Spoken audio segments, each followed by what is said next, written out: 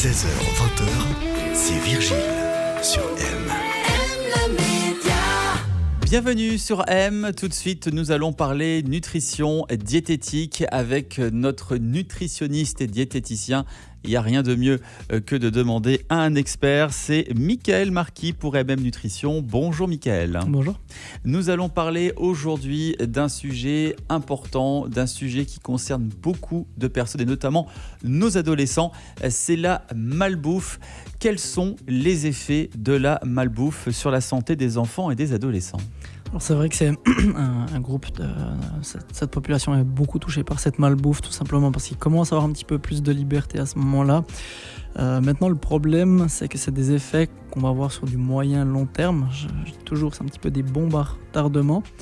Et puis, les effets les plus connus, ce sera assez rapidement finalement un surpoids, une obésité. Ça peut être après des problèmes pour le mouvement, ça peut être aussi des problèmes psychologiques. C'est aussi une tranche d'âge où il y a beaucoup de critiques, de moqueries. Et là, il peut y avoir aussi un retour pas forcément toujours très appréciable. Mais après, sur le long terme, on a justement toutes ces maladies non transmissibles qui sont aussi en lien avec l'obésité. Donc, on peut retrouver du diabète, du cholestérol, l'hypertension.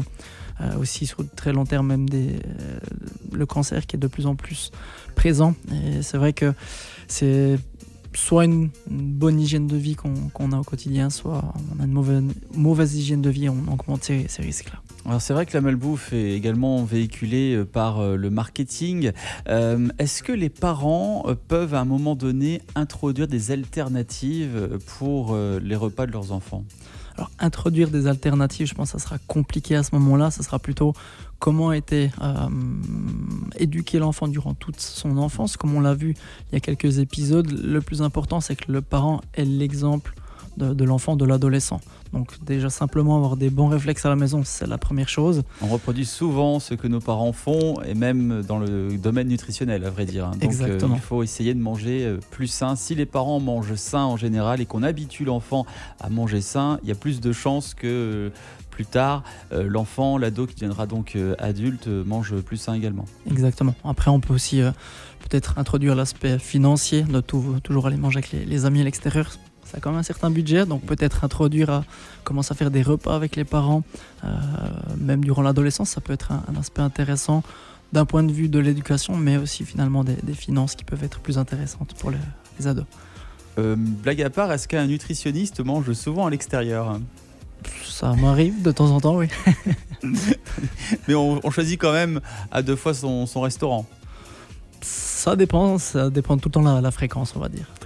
Comment le rôle de la nutrition évolue-t-il à mesure que l'enfant grandit, notamment à l'adolescence ? Alors, c'est une question qui pourrait avoir juste un épisode pour cet aspect-là, mais si on se concentre un peu plus sur l'adolescence, je pense que ce sera plutôt l'aspect de liberté, de trouver ses propres habitudes. Ça, c'est déjà une chose, donc essayer d'accompagner l'adolescent au mieux, de lui inculquer les bonnes manière dès le plus jeune âge. Et puis il y a le deuxième côté aussi un peu plus psychologique où là on a quand même ce risque de trouble du comportement alimentaire qui est de plus en plus présent, que je vois de plus en plus durant mes consultations, qui est souvent lié à soit un manque de confiance, soit une pression sociale qui est hyper importante. Et donc essayer de créer un cadre vraiment réconfortant à la maison, de donner confiance et de faire attention aux propos qu'on tient. Ça peut être autant les amis que la famille proche qui peuvent créer ces problèmes-là. Si on n'arrive pas à faire manger de la salade, des produits sains à nos enfants, est-ce que l'on peut penser aux compléments alimentaires ? Alors pas forcément, non. Les compléments alimentaires, c'est vraiment quand il y a des carences avérées, ça sera là recommandé par le médecin. Mais vraiment essayer d'éviter le plus possible tout ce qui est compléments alimentaires. Michael Marquis, merci beaucoup pour ces précieux conseils. Encore une fois, les compléments alimentaires pour les enfants, il ne faut pas y penser. Manger varié, c'est bien mieux pour la santé. On vous retrouve la semaine prochaine, Michael Marquis, pour MM Nutrition, avec de bons conseils, comme d'habitude, dans le monde de la nutrition et de la diététique. On vous souhaite une belle soirée. Merci, pareillement. Aime le média, où tu veux, quand tu veux.